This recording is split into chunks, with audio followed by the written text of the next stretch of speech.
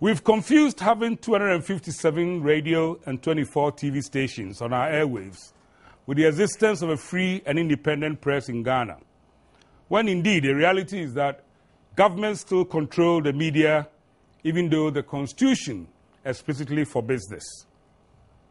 Ghana's media has abandoned its cardinal responsibility to watch over the actions of governments on behalf of the people, and have instead fallen into bed with politicians to pursue partisan, parochial, and selfish mutual interests. More has turned out to be the same, as Ghana's airwaves have become platforms for the same diet of bland and ill-informed opinions instead of acting as beacons of enlightened education and diversity for the people.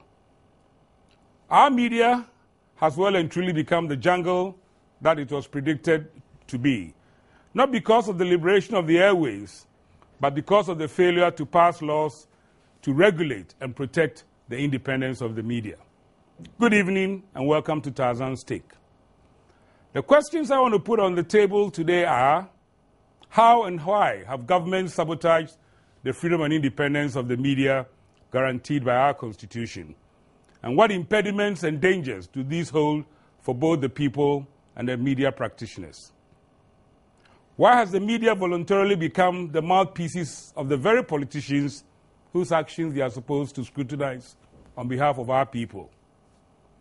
How do we expect our people to make intelligent and informed choices from those seeking to govern in their name? Is it realistic to expect the media to seek the public interest when nearly 20 years after liberation, there are still no laws to govern media practice in Ghana?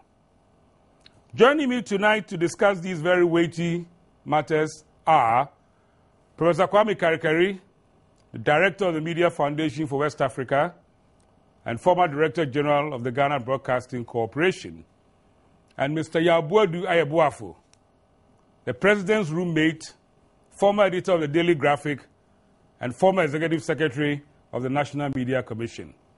Join us after the break as we sort the wheat from the chaff to set the context for tonight's conversation.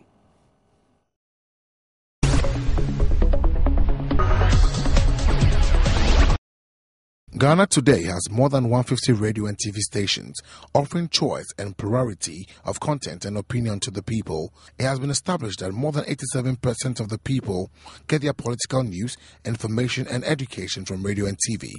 Very noticeably, the state's media share of the audience has dropped sharply and no longer enjoys the dominance and influence of the heady days of monotonous monopoly. For the authors of Radio I, the pioneer station that liberated Ghana's airwaves on November 19, 1994, the impetus for their action was to offer Ghanaians the opportunity to hear and access competing views about how the various political parties will turn juicy promises of manna from heaven under their rule into real and uplifting changes in their social and economic conditions. They voted into power in the 1996 elections, hence the choice of 96.2 megahertz as the Radio I broadcast frequency. Basically, Charlie, myself, and a few others thought that we needed to test the law, which was that you're free to either set up a newspaper, radio station, TV station, whatever.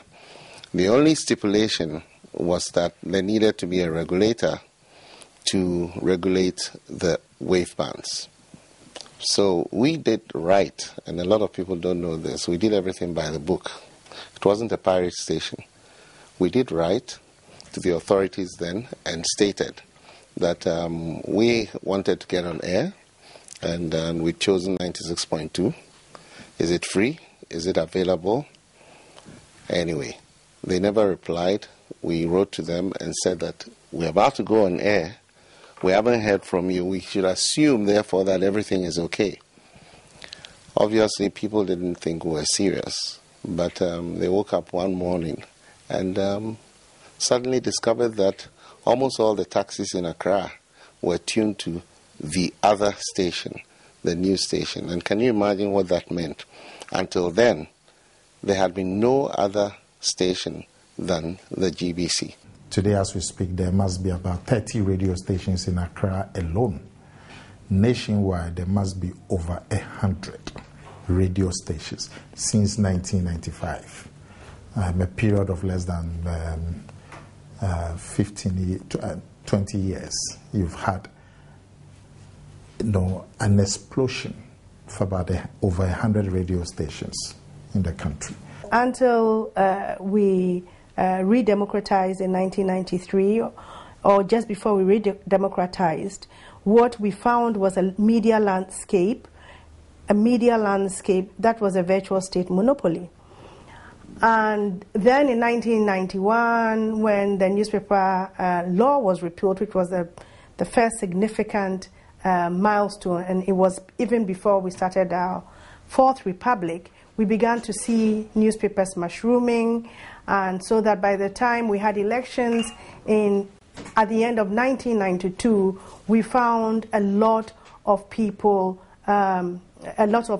private newspapers, and they felt very comfortable publishing sometimes what we will consider scurrilous articles, but we were all quite pleased because the culture of silence had been broken. In celebrating world press freedom, for me, I look at the Ghanaian media haven't come quite a long way. It was pretty rudimentary some time ago. There were just a few newspapers, hardly any electronic media. As to the internet and the new social media system, it was more or less zero. But over the years, I think we've come of age, so to speak. We now have so many newspapers, we have so many radio stations, TV stations. Some are paid television, some are free on air, and so on. So in terms of the hardware of the media, I would say we've come far. But it's the content that still, for me, remains something of a problem. In the struggle to transition Ghana into democratic rule, especially in the closing years of the 1980s and through the early years of the Fourth Republic, Ghana's journalists showed exemplary bravery, imagination, and fearlessness in their fight to entrench and protect our freedoms and our rights. Tommy Thompson, Cabral Blair Mihe, Kofi Kumsin, Harunata, Kweku Bakon put their lives literally on the line. The immense contribution of Ghana's media to entrenching democracy was particularly felt in the first 8 years of the Fourth Republic, when the combination of deep mistrust of a dictator turned reluctant democrat, coupled with the missionary zeal to uproot the cancer which had infused and almost destroyed press freedom and its principal guardians, gave them both the incentive and the impetus to maintain the most intense of all-night vigils on their rulers. Alas, and most unfortunately, it is the very refreshing and permeating presence of the media in Ghana's democracy today that also threatens to derail the hard-won enjoyment of the very freedoms and rights that we have won for ourselves, instead of rewarding and recognizing the works and sacrifices of the pioneer freedom fighters and using these as a constant reminder and inspiration to continue in our steads. Not even the GJA has been able to do this. Ghana's media is rapidly falling into the danger of uncontrollable and arrogant collaborators of the rulers against the personal collective interests of the people. Uncontrollable and arrogant because the media believes its freedoms are unfettered and without bounds, and collaborators because its priorities are increasingly dictated by both blatant as well as unseen puppetry of the ruling political elite. As Minister of Information, current President John Mahama sought to bring sanity and decorum to the growing intolerance, abuse of people's rights, and growing use of unpolished and indecent language by suggesting that we adopt and introduce time-delay devices to monitor our broadcasting rules of engagement and operations. The object was to enable managers of broadcast media to have time and eliminate offensive and potentially libelous material before it actually goes on the airwaves. Unfortunately, Ghana's media folks saw this as an opening wedge by the government of the day to bring back censorship and control through the back door. Thus, instead of sitting down and discussing the merits or otherwise of it, the media, encouraged by opportunistic elements of the political opposition, fought tooth and nail to block all attempts by John Mahama to put the matter on the table, let alone tolerate any discussion of it. The fact that we have various platforms, in terms of the media, print and electronic, itself is a guarantee, against monopoly of thoughts or monotony of doing things. So for me, there's nothing wrong with people having biases and prejudices and things within the context of the media. It is a bit dangerous for a politician to own the radio station to the extent that the politician may want the ideology of his political views to be espoused. So you can imagine that being a head of that radio station, if the station or if you are seen to be pandering against the political views of the owner, without the owner even coming in to complain, you may have to sit and see whether you really want to get into a job. In Ghana, you and I know that President Nkrumah also owned a newspaper and used it to propagate his viewpoints, and it helped him to propagate the ideals that he had. It's not necessarily a bad thing. I'm saying that in the end will justify the means. If politicians own the media and they are using it not to cause unnecessary divisions and strife in the country, but they are using it to educate the masses as to responsibilities and as to options that are available. You need to be asking who, in the first place, owns these radio stations. Who? A good chunk of them are owned by politicians or people very close to centers of power, and that's disturbing. But we also need to be asking what are the tools that the state can give us to do our work.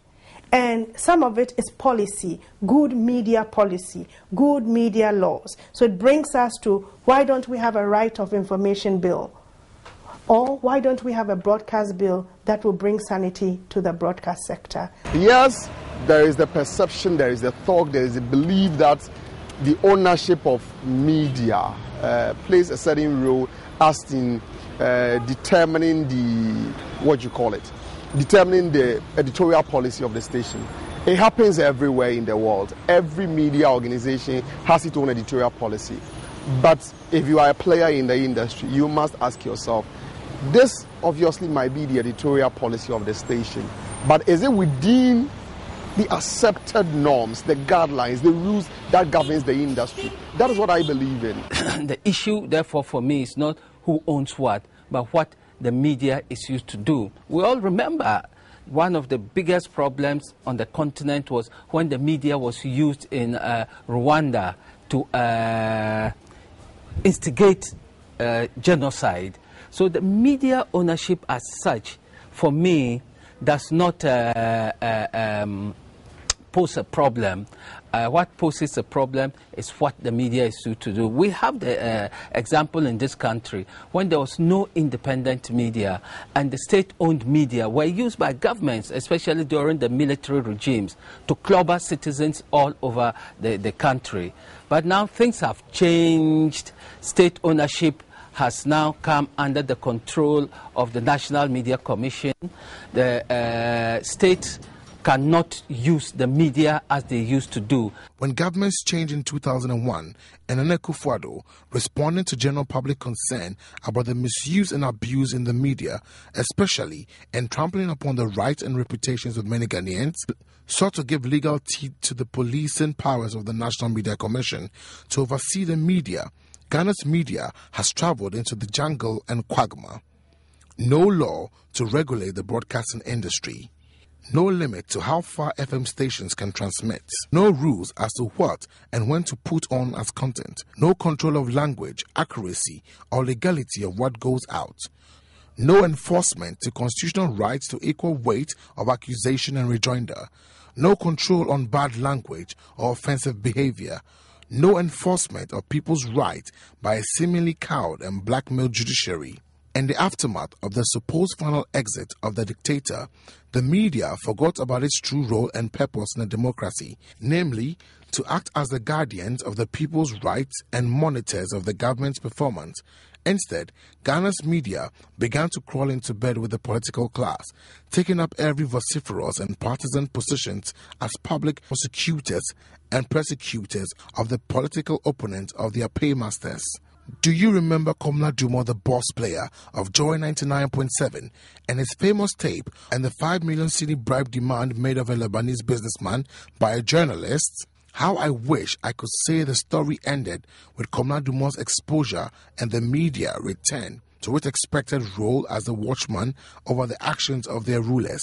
Rather, it has deepened with each passing day and year of the Fourth Republic. The discourse and output of Ghana's media is dominated by loud, partisan, and also mainly hollow posturing by surrogates acting on behalf of the political classes, both the rulers and those waiting to rule. I think, as I've always said, I prefer ugly noises to the culture of silence. So with the repeal of the criminal and seditious libel regime, so the space has become more conducive for critical thinking. We don't have the luxury of an alternative if it comes to the plurality of the media. I think that the pluralism of many radio stations we have, it helps. But then also, you make sure that you do not allow the competition to get the good part of you. You ensure that, yes, even though you are competing, but you are competing fairly, you are playing by the rules. You do not go outside the box or the set rules.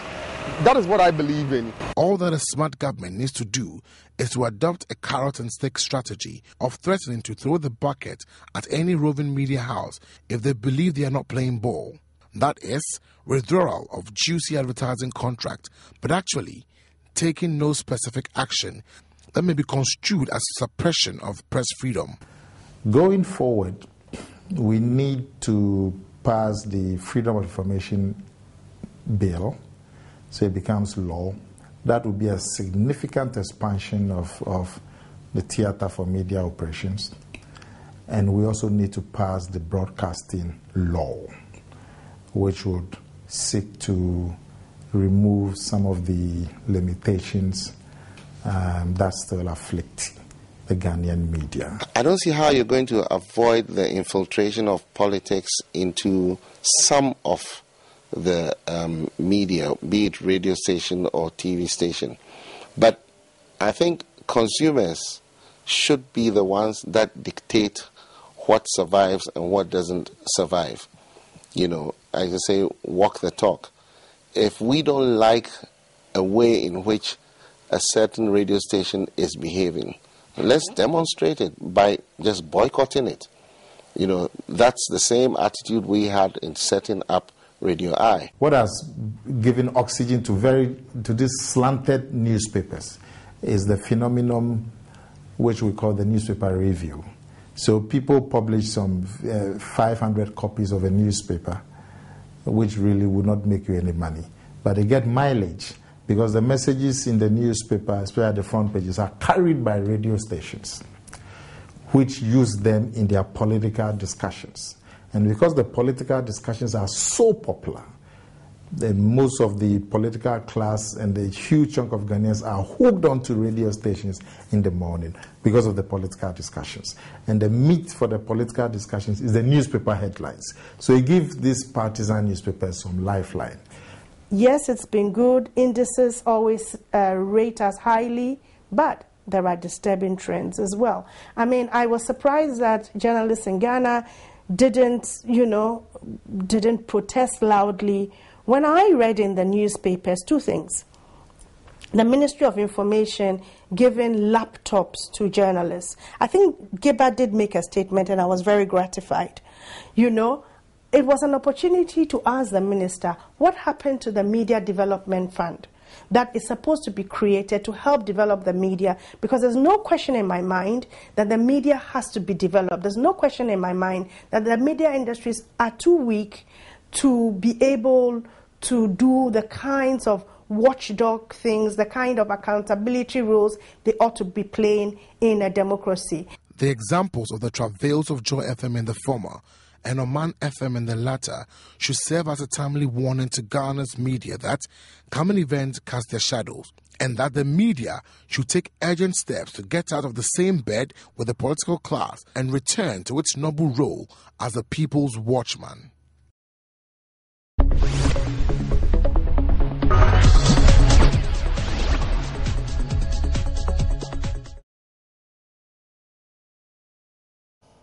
Good. We've had a very interesting, informative, provocative commentary. But since last Friday was World Freedom Day, let's start our discussion. Professor, first of all, as Media Foundation for West Africa's director, whose main occupation is to watch the media scene, I want you to give us your perspective on the evolution of West Africa's media, our particular place in it over the last 20 or 30 odd years of world press freedom. Thank you very much. The media landscape in Ghana, which has been described as a state monopoly before the 1990s, was really the same all over West Africa, actually in most parts of Africa. Before 1990, there were just about 4 countries where, for instance, there were other radio stations other than the state-owned radio stations. This was Liberia, for instance, during the war, and even before the war, Liberia had independent radio stations, but they were mostly evangelical radio stations. Then Radio Number 1 in Gabon, which was set up by oil companies. Apart from that, really, and then in the Gambia, there was a radio station set up onshore by a tourist company with a transmitter and the studio on a boat offshore. Apart from that, Ghana, like every other country, Kenya, wherever, South Africa, got what we are calling media pluralism in the 90s. For newspapers, there had been independent newspapers. After all, Ghana has had private newspapers since 1857. Yes, 1857. Prof, in the context of World Press Freedom Day, which is celebrating essentially the freedom of the practitioners. Yes. Have we confused pluralism with freedom? Or let me put it this way. The pluralism has unleashed a lot of freedom. Yes. However, that freedom we are talking about is expressed in ways that I think are challenging, to say the least, professionalism in media work. Okay, let me take Yao's view. You've been a practicing journalist throughout the censorship period and the liberation period, and not just a practicing journalist, but have actually helped shape policy in the role as editor of the graphic and executive secretary. How have you seen things over the last 20, 30 years in the evolution in Ghana? Well, definitely there has been improvement. The only difficulty that we have is that the kind of things or the kind of impact that we had anticipated has not happened. It hasn't happened because primarily most of us have taken the freedom as freedom for itself instead of using that freedom in the interests of the people. And that is the handicap. So the thing is with us. And it's like we are toying with that issue because the facility is available now. And we can put it to positive change that it will make greater impact on the lives of our people.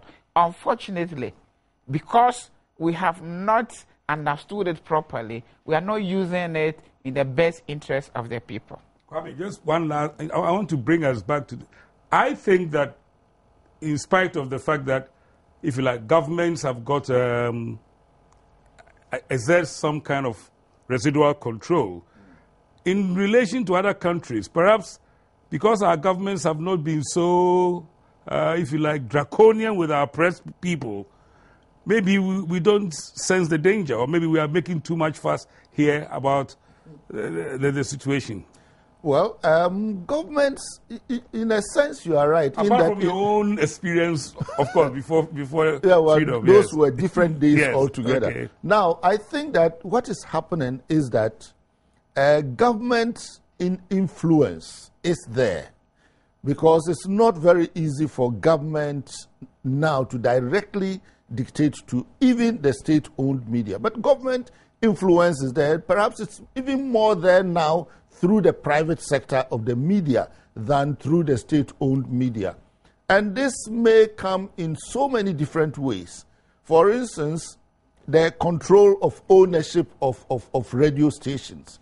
I mean, the nature of the National Communications Authority, the structure of it, that it is headed by the Minister of Communication, makes it abundantly possible for a sitting government to dole out frequencies to people whose politics they like. And that could be a very easier way of a government in power influencing the media overall than trying to dictate to the editor of the graphic or the newsrooms in GBC and so on. Yeah, as Executive Secretary of National Media Commission, surely the Constitution and indeed the government intended that you must exercise control over the editorial and other policies. Is that realistic in a sense when government has maintained the control to allocate frequencies? No, I mean the Constitution never wanted the Commission to exercise any control in editorial. Manage, yeah. Listen, I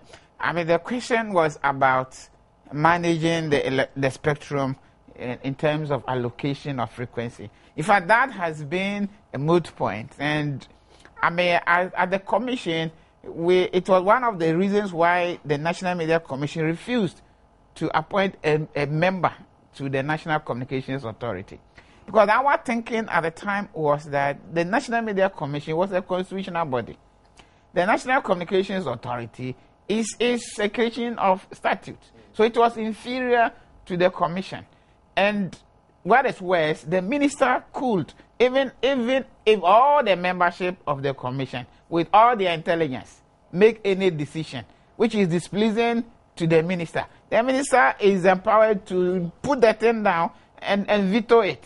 So what sense does it make to waste your energy? But that is in direct contravention of Article 163. Well, I mean, people are arguing about it. I hold the view because the Constitution says that there shall be no impediments, including the license. The need for a license. And so that is the position that some of us are holding. Other people are saying that is about. You see, the problem is that maybe our understanding of regulation, it may be what is creating the problem. Because when you regulate, it does not necessarily mean that you license. Because the regulations are provided, and anybody who understands the rules and conforms to the rules can operate. But in terms of I don't think there's any confusion between regulation and license.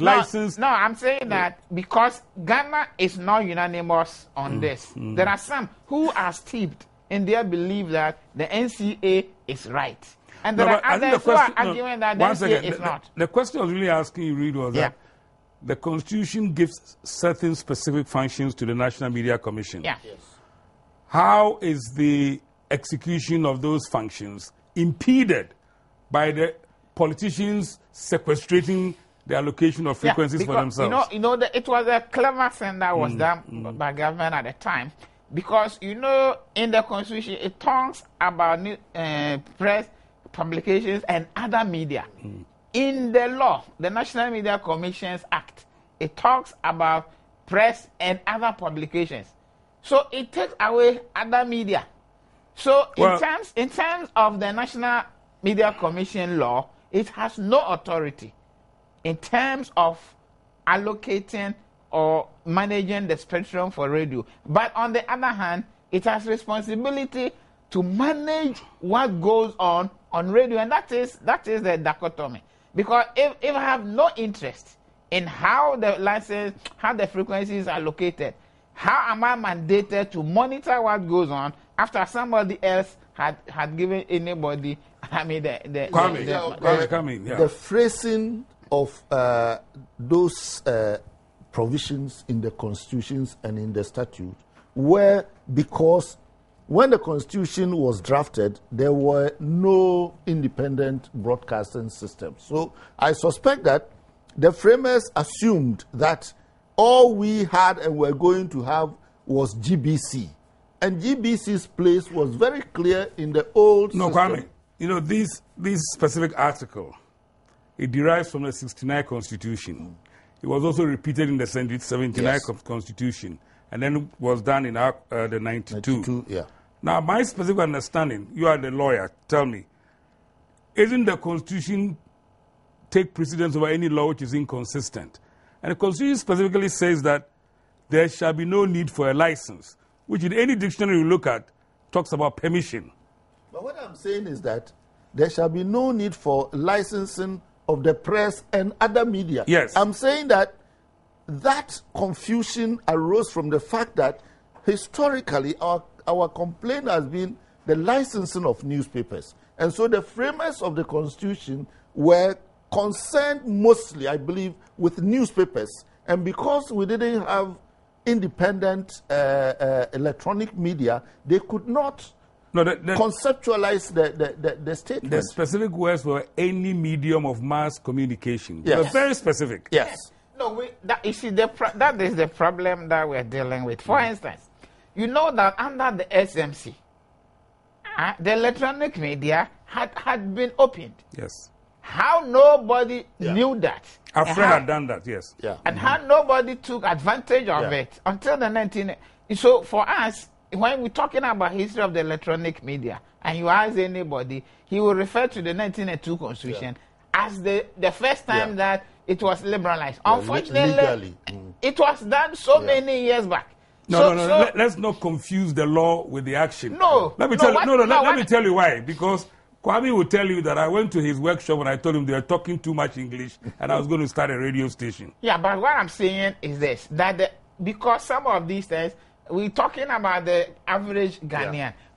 If go to the streets and talk to Ghanaians and find out when was electronic media liberalized legally. They will tell you 1992 Constitution. Whereas, I mean, me and you know that SMC did that long before. But why nobody could take advantage was simply the political atmosphere. You know that under the SMC, you could not even publish independent newspapers. So how on earth would anybody even dream of establishing that? Again, it's also amazing, but not too amazing, that the Buzia regime that came after 1966 even couldn't conceive of liberalizing the airwave, because globally that was not the norm, not even in Europe. Kwame, what I'm saying is that particular provision is lifted directly from the discussions of the 1968 Constitutional Assembly. The law was passed, but never tested, if you like. But anyway, I mean, after all of this, let's be practical. We have 275 authorized radio stations, 150 on the air. Are we being too fussy about the licensing and the government control if, after all, there are so many on the airwaves now? What are the dangers are we talking about? We see here. No, we should be fussy that there is no broadcasting law, because we'll come to that one. Yeah, but as for the numbers, I think that the technology today makes it potentially even more explosive to have more radio stations. Take online, for instance, and with the new conversions in digital media, you can have even many more stations or channels.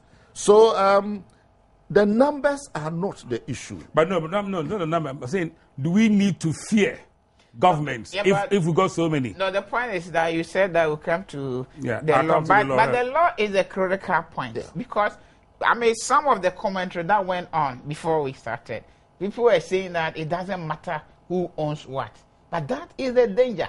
In the absence... No, I want to structure the discussion, because see, what I'm hearing and I'm seeing is this.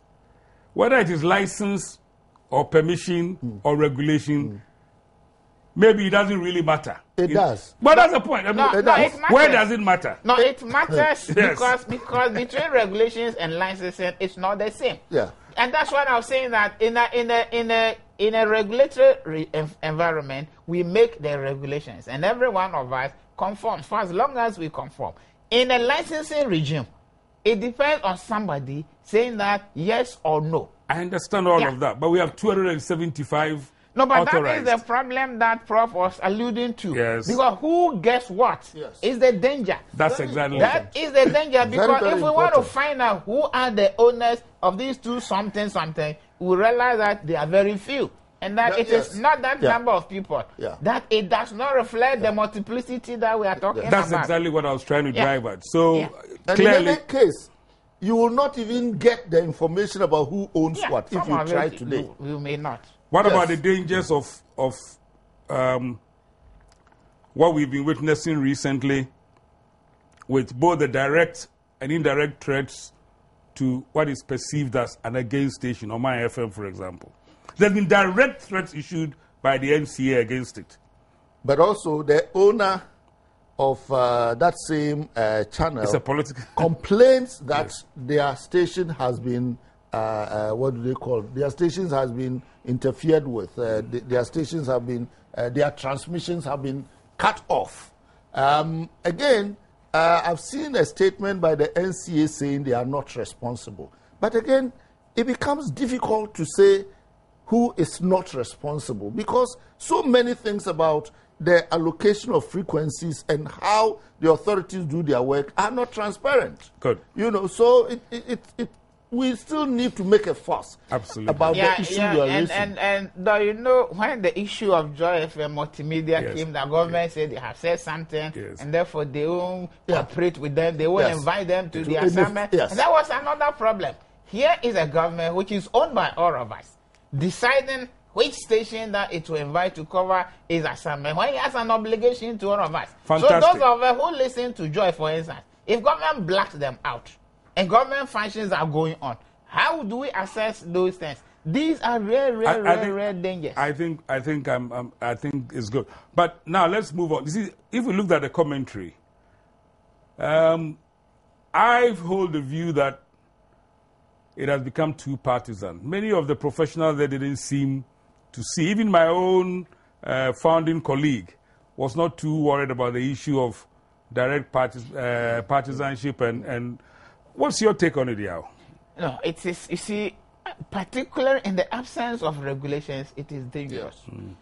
And, you know, my friend Haruna was alluding to Rwanda, and that was precisely the problem. The problem was that the president was the biggest shareholder of that notorious radio station. And even when there was no power in the whole of the country, it was powered because it received generation from the presidency.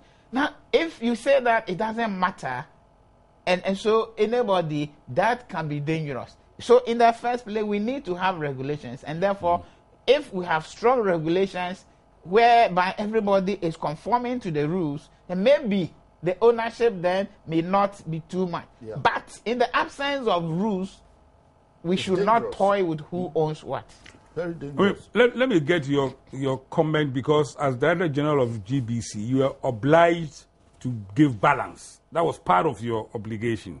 Yes. A balanced coverage. Yes. Now, but under what political circumstances? I'm just saying that is an obligation steeped in the Act. Yeah. In the absence of regulations here, we don't have that. But my worry, especially as somebody who was in from the beginning, is that we seem to have lost the balance between partisan political talk and the need to inform the people's choices. That seemed to me a problem, but some don't seem to see it that way. Well, again, you see, if we are talking about pluralism, then we must, and again here, the question of the law and the rules come in. If we are talking about pluralism, genuine pluralism under a democracy, then we must have a law that distinguishes between the different sectors of broadcasting.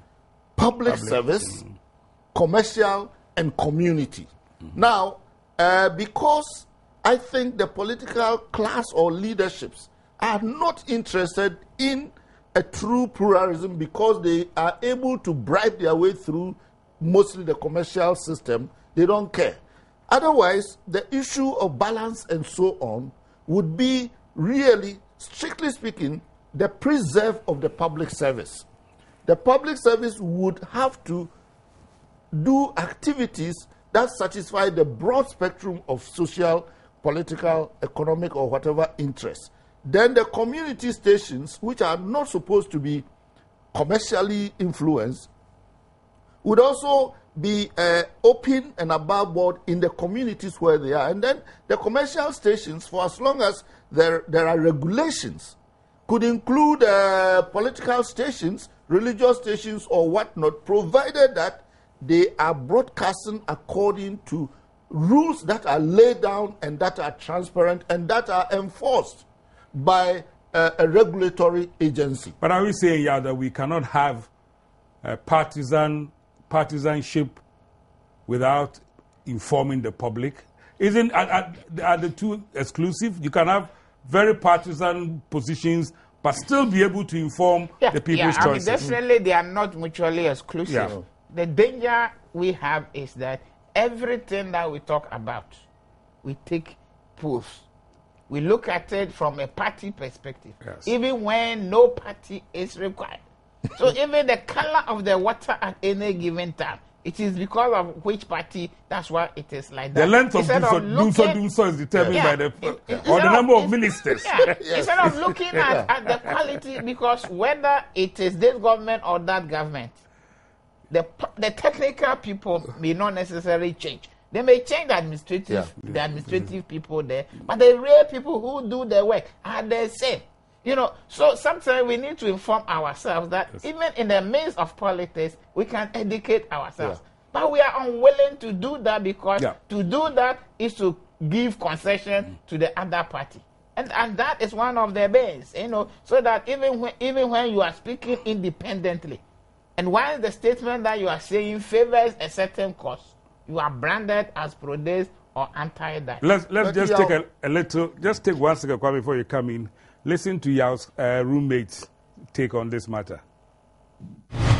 Radio is the most potent media vehicle, and it shapes perceptions of people.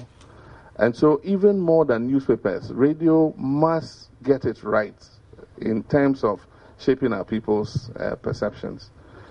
And often the style that is used is very lazy. In the morning, have a talk show, a newspaper review mostly, invite representatives of political parties to come and review everything in the paper, from abortion to HIV to pilgrims to Mecca, Israel, to everything. And often these panelists are not the most knowledgeable people in society. I have seen newspaper reviews on BBC and other places. They get somebody who is, quite well, informed. And they ask, oh, what is this? And then he gives some in-depth information. It normally doesn't need to be in an adversarial style. But our simple, desire is to have people arguing and insulting each other. And when the heat in the studio reaches a tempo, then they flash it in. Adom FM. It means... Sorry, Adom. It's not only Adom that does it. Kwame, your take on this issue of partisanship and informing the public? Well, I'm uncomfortable with the president of the country, the leader of the NDC, making this comment. Why am I uncomfortable? The problem he is raising is precisely at the doorstep of his and other political parties. They are the ones who have organized so-called serial callers. They pay them. And these serial callers identify themselves as members of this or that political party's communication department. Yes. You see, so what are we hearing here? Now, because he's president, he probably needs a more balanced view in the media. But the problem comes with the politicians. All what he is talking about and all the problems, most of the problems of unprofessionalism, I will say, come from the work of politicians and political parties in their own quest for their very narrow interest of winning power by all means and for power's sake. So really, until they themselves begin to change their attitude and begin, as the president was saying, to really fight for professional media that informs the people accurately, efficiently, effectively on the programs of the government, then we are not going to go anywhere. Because so, Mr. President, there you are. Kwame is unimpressed until you start to do something about it. They have to. So there's a challenge. I'm sure he'll be very happy to help you. Now, both of you have talked incessantly about laws and regulation. One of the things I would suggest is that maybe the reason why our media has not really done the job of the fourth estate is that it is blocked from getting access to information that it requires of the political process. But at the same time, it has not assisted the civil society, which has been fighting to get a broadcasting and freedom of information bill on there. What do you think a freedom of information bill will do, first of all, before we go to the other one? Well, it will reduce the rumors. You know, President Bear is noted to have said that the truth is from above and rumors are from below. So rumors are from below, and I say that in simplistic terms. What the freedom and the other side also is that there are many Ghanaians who have erroneously assumed that that law is for journalists. And that is a problem. And so they say, but these journalists, they have too much power. Why do you give them more power? But it will help every one of us, at least. It will but in the context life, of the media, how would it that's make what the life that easy? it will make it a little easier to access information. Look, if you went to the police station today, any police station, you want to find out from them how many cases have been reported. If you are not lucky, you'll be locked up because you are disturbing them. And that is public information. So you become an unreported case. Yeah. And they will do that because they will say causing disturbance at the police station. And they will charge you.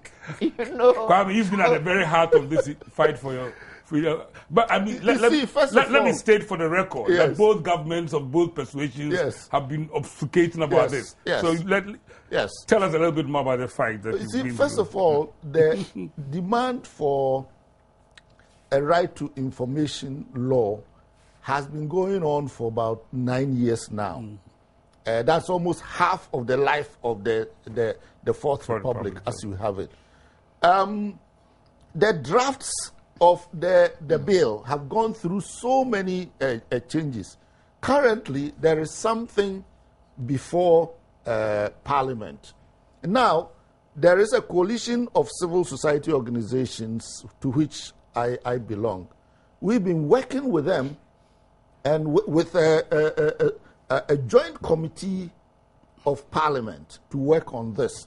The bill as it is, we have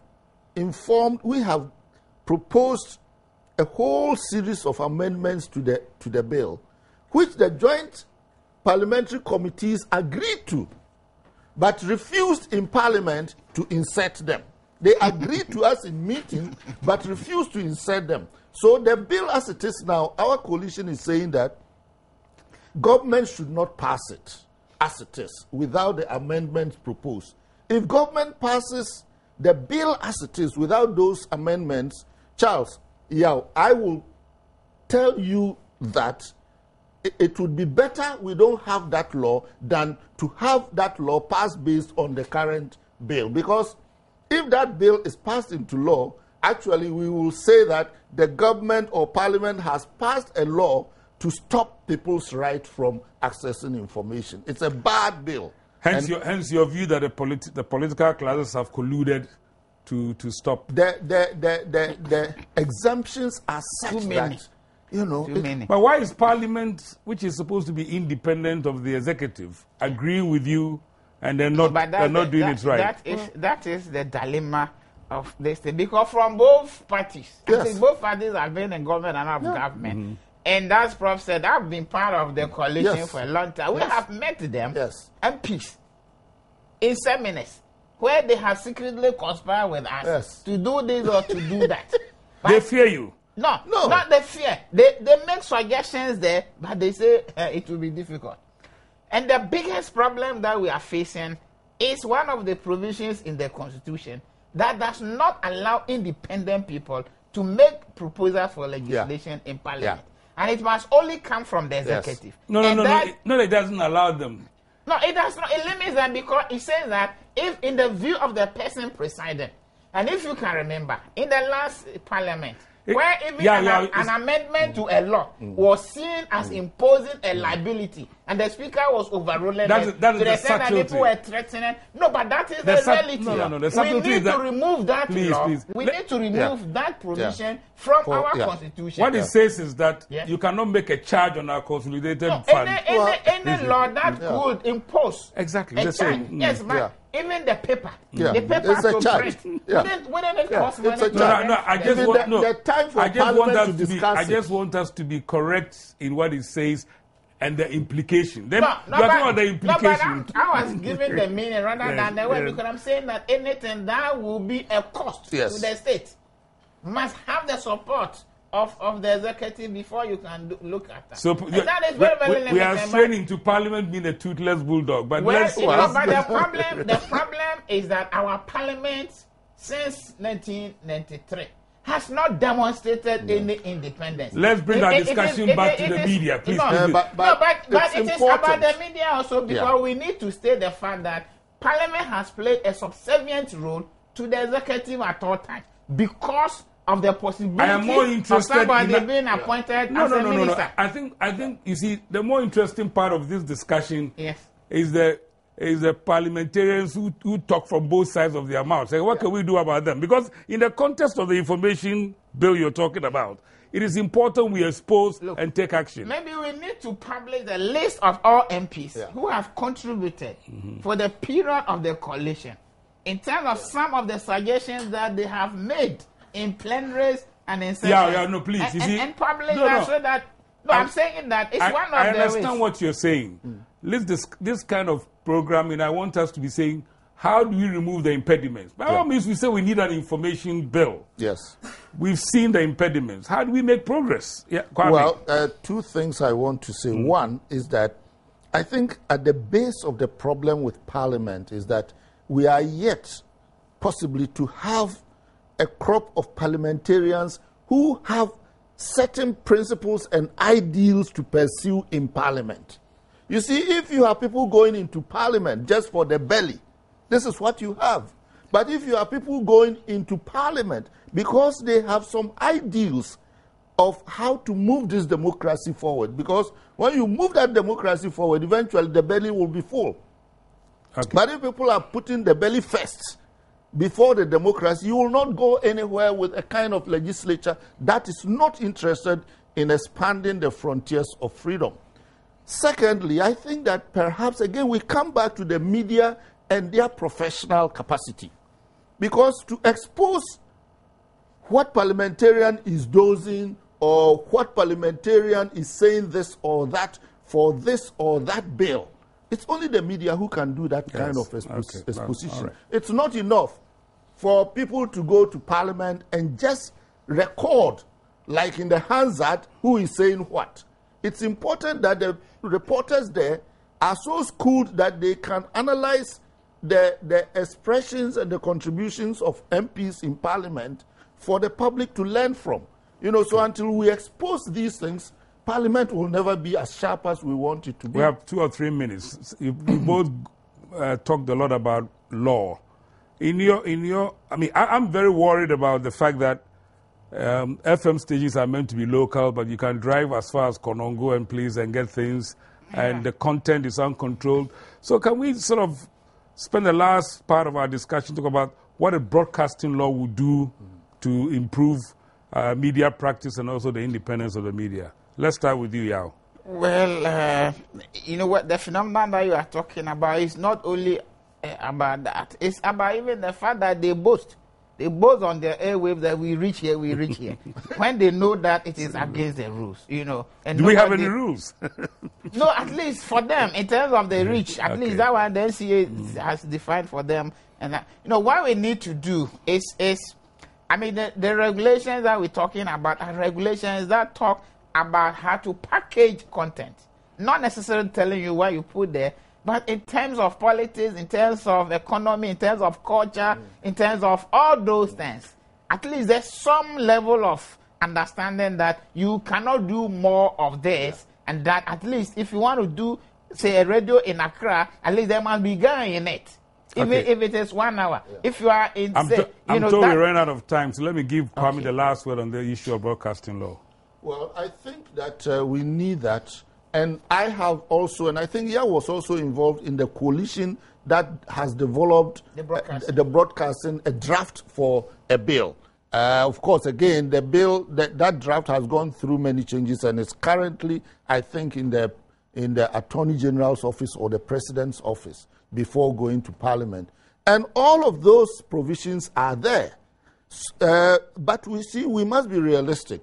Because we know that already so many stations have gone beyond what the true regulations would require, then there must be a certain system of reallocation so that if you want to go beyond a certain point, you pay a certain fee.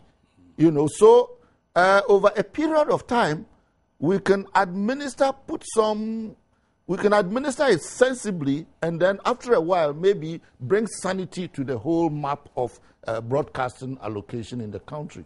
Thank you. No, the only comment I wanted to make is that sometimes we must understand the parliamentary process. No. Sometimes they tell us that the thing is there, but at the end of each session, all matters lapse. And they have to be really late. Excellent discussion, but we need to stop here. It's been a wonderful discussion by two very knowledgeable and practical practitioners. But he cut my umbilical cord into journalism. My first journalism teacher. I think it's time, yeah. So he's teaching me plenty nowadays.